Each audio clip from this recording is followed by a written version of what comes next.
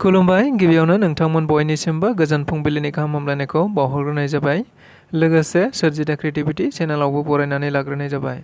दिनै 20 अक्ट'बर 2023 मायथाइनि माखासे गोनांथार खौरांफोरखौ नोंथांमोननि सिगाङाव फोरमायथिना होनो आवगायनाय जालायबाय। नोंथांमोनहा नायनानै जुदि मोजां मोनोब्ला लाइक खालामगोन, शेयार खालामगोन। लोगोसे चेनेलाव गोदान फैदोंब्ला सानफ्रामबोनि बेबायदि खौरांखौ मोनबाय थानो लुबैदोंब्ला जाहाथे चेनेलखौ साबस्क्राइब खालामनानै लायो, बेनि थाखायबो गुरै खावलायबाय। बिदिब्ला जोङो दिनैनि माखासे गोनांथार खौरांफोरखौ खोनासंलांदिनि। बर'फोरनि मोनसे हाथियार लाग्रा आफाद NLFनो आसाम सरकारा 2 लाखनि अफार जासिनायखौ मिथिनो मोननाय जादों। लोगोसे बिथांमोनहा खौरांगिरिफोरनि गेजेरजों रोखायै बुंथिनानै होनाय बायदिब्ला बे 2 लाख रांखौ जोङो माब्लाबाबो लायनाय नङा। थांखिसिम सहैयागौमानि जोङो जेबो रावनिबो खोथाखौ जों मानिनाय नङा होननानै बिथांमोनहा खौरांगिरिफोरनि गेजेरजों बुंथिनानै होनायखौ मिथिनो मोननाय जादों। थारैनो जों बयबो मिथिगौ NLFआ गोदान आफाद, जाय आफादा थांनाय 2020 मायथाइयाव बिटिआर गोरोबथा जाखांनायनि उनाव जोनोम जाफिनदोंमोन। लोगोसे बे आफादा हरखाबै आसाम सरकार, भारत सरकारजों सावरायनो होननानै ओंखारबोफिननायखौ नुनो मोननाय जादों, जेराव आथिखालाव बिथांमोनहा सिजफायाराव दङ बेखौबो मिथिनो मोननाय जादों। थारैनो बेबायदिखौ नोजोर बोनानै आथिखालाव बिथांमोनहा गुबुन गुबुन हानजायाव गावदों होननानैबो खौरां बिजोंफोराव गोसारबाय थानायखौबो मिथिनो मोननाय जादोंमोन। नाथाय बेबायदि समावनो मैया आसामनि दैदेनगिरि बिथांमोनहा मोनसे अफार होनाय जादों, जेराव NLF बिथांमोननो 2 लाख रां गथायनाय जागोन गाबोन एबा दिनैहाय कलाक्षेत्रआव, जेराव बिथांमोनखौ 2 लाख रांखौ लायनानै गावबागाव न'आव थांनानै आलो गोजोन संसार जाहैनो थाखाय गुरै खावलायनाय जादोंमोन। नाथाय बे बाथ्राखौ लानानैनो मैया NLF आफादनि माखासे सोद्रोमा आरो दैदेनगिरिफोरा खौरांगिरि मेलनि गेजेरजों रोखायै बुंथिनानै होदों दि NLFआ बेबायदि 2 लाख रांनि थाखाय फैयाखैमोन।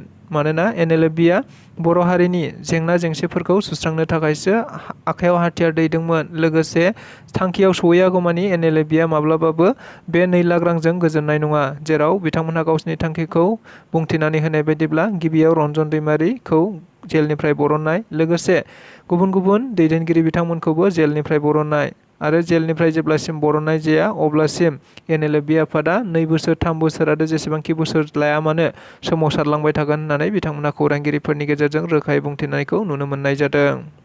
बर'फोरनि सावथुन मुलुगनि थाखाय मोनसे जोबोद गोजोनथाव खौरां। थारैनो प्रमद बर' दैदेननाय बिटिआर सरकारा खोथा होनाय बायदियैनो आथिखालाव बिटिआरनि गासैबो जिल्लाफोरावनो मोनफा मोनफा सिनेमा हल लुफुंनो खोथा होनाय बायदियैनो मैया गिबि खेबनि थाखाय चिरां जिल्लानि सिनेमा हलखौ गायसननानै होनाय जायो होनना मिथिनो मोननाय जादों।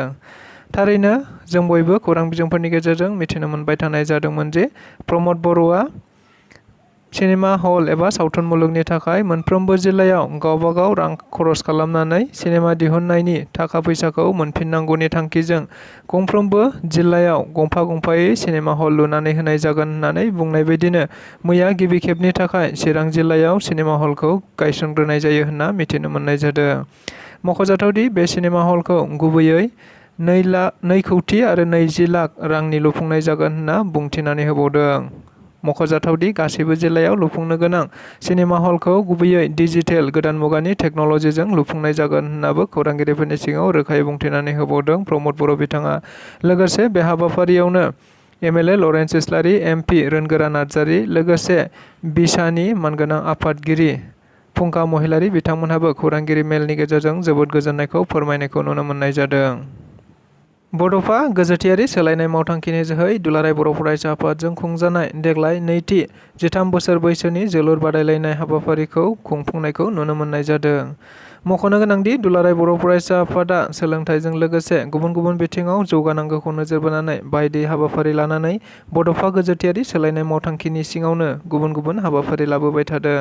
नंगौ, बेबायदिनो आरोबाव देग्लाय 2थि बोसोरनि थाखाय 13 बोसोरनि हौवासाफोरनि जोलुर बादायलायनायखौ खुंफुंनाय जादों। थारैनो मैया बेनि फाइनाल खेलाखौ गेलेनाय जादों होनना मिथिनो मोननाय जादों। मख'जाथावदि गुबैयै फाइनाल खेलाखौ चिरां जिल्लानि सिङाव थानाय थाइखाजरा गेलेग्रा फोथाराव खुंफुंनायखौ नुनो मोननाय जादों।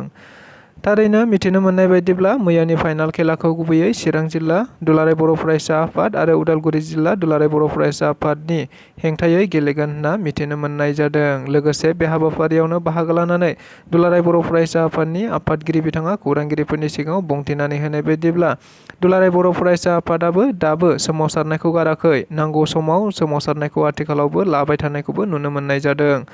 लोगोसे बिथाङा आरोबाव बुंथिनानै होनाय बायदिब्ला जोंनि हादोराव नेशनेल, इन्टारनेशनेल एबा रायजोआरि खेला गेलेनायानो जा बर'फोरखौ लाफायाबा बे खेलाया आद्रा होननानैबो खौरांगिरिफोरनि गेजेराव रोखायै बुंथिनानै होबावदों मानगोनां दुलाराय बर' फरायसा आफादनि मानगोनां आफादगिरि दिपेन बर' बिथाङा। आदिबासि सुबुंफोरा कसुगावआव गावसोरनि गोबां बायदि बायदि दाबिफोरखौ लानानै मोनसे सुबुंगौमा हाबाफारि लानायखौ नुनो मोननाय जादों। मिथिनो मोननाय बायदिब्ला आथिखालाव आदिबासि हारिनि सुबुं मानसिफोरा गुबुन गुबुन समाव गुबुन गुबुन बिटिआर ओनसोलाव बायदि जेंना जेंसिफोरजों भुगिनांबाय थानायखौ नुनो मोननाय जादों। जेराव बिटिआर ओनसोलाव आथिखालाव गोबां हानि पाट्टाफोर होलांबाय, नाथाय आदिबासि सुबुंफोरनो दाबो हानि मोनसेबो पाट्टा होनायखौ नुनो मोनाखै, जायखौ लानानै बिटिआरनि मानगोनां प्रमद बर' बिथांखौ खौरांगिरिफोरनि गेजेरजों रोखायै बुंथिनानै होनाय बायदिब्ला थारैनो प्रमद बर'आ आदिबासि सुबुंफोरखौ मा सानमारदों, आदिबासि सुबुंखौ मानो केयार खालामाखै, आदिबासि सुबुंखौ प्रमद बर'आ मानो हेंथा होबाय थादों। लोगोसे बेबायदि खालामबाय थायोब्ला प्रमद बर' बिथांखौबो जोङो केयार खालामनाय नङा। लोगोसे फैबाय थानाय समाव प्रमद बर' बिथाङाबो गावनि पावारनिफ्राय गोमानांगोन होननानैबो खौरांगिरिफोरनि गेजेराव बुंथिनानै होबावदों। लोगोसे फैबाय थानाय लकसभा बिसायख'थिनि सिगाङावनो आदिबासि हारिनि सुबुंफोरखौ एसटि आरो आदिबासि हारिनि सुबुंफोरनि गासैबो मोनथायफोरखौ सुस्रांनानै होनो थाखायबो खावलायनायखौ नुनो मोननाय जादों। हाग्रामा महिलारि दैदेननाय बिपिएफ राजखान्थि दोलोजों आरो बिजेपि राजखान्थि दोलोनि गेजेराव जेबो सोमोन्दो गैया, बे बाथ्राखौ बुंथिनानै होदों आसामनि केबिनेट मन्त्रि रन्जित कुमार दास बिथाङा। थारैनो जों बयबो मिथिगौ, आथिखालाव आसामनि गिबि मन्त्रि डक्टर हिमन्त बिश्व शर्मानि बिथोन बायदियै आथिखालाव गासै मन्त्रि एमएलए बिथांमोनहा गुबुन गुबुन जायगायाव थांनानै बायदिसिना थासारिफोरखौ नायदिंबाय थानायखौ मिथिनो मोननाय जादों। बेबायदिनो मैयाबो आसामनि मन्त्रि रन्जित कुमार दास बिथाङा बिटिआरनि दाब दाब जायगाफोराव नायदिंफैनायखौ नुनो मोननाय जादों, जेराव बिथाङा बाहागो लानानै खौरांगिरिफोरनि सिगाङाव बुंथिनानै होनाय बायदिब्ला आथिखालाव हाग्रामा महिलारि दैदेननाय बिपिएफ दोलोजों बिजेपि दोलोआ जेबो सोमोन्दो गैया। दायो बिटिआरआव प्रमद बर' दैदेननाय इउपिपिएल राजखान्थि दोलोजोंसो सोमोन्दो दङ। अदेबानि जायखौ नोजोर बोनानैनो आथिखालाव बे सरकाराबो सोलिबाय थानायखौ मिथिनो मोननाय जादों। लोगोसे आरो मन्त्रि बिथाङा बेनि अनगायैबो खौरांगिरिफोरनि सिगाङाव बुंथिनानै होबावनाय बायदिब्ला आथिखालाव इउपिपिएल राजखान्थि दोलो आरो बिजेपि राजखान्थि दोलोजोंसो मित्रजोराव दङ हिसाबै दायो इउपिपिएल राजखान्थि दोलोनोबो फैगौ 2024 मायथाइयाव जानो गोनां लकसभा बिसायख'थियाव मोनसे मासिखौ हगारनानै होनाय जागोन, जेराव आसामनि गिबि मन्त्रि डक्टर हिमन्त बिश्व शर्मा आरो बिजेपिनि आफादगिरि बिथांमोननि गेजेराव सावरायनाय बायदिब्ला इउपिपिएल राजखान्थि दोलोनो क'क्राझार बियाबखौनो होनाय जागोन। लोगोसे दरं उदालगुरि बियाबखौ बिजेपिआ गेलेनाय जागोन होननानैबो बिथाङा खौरांगिरिफोरनि सिगाङाव रोखायै बुंथिनानै होनायखौबो मिथिनो मोनबावनाय जादों।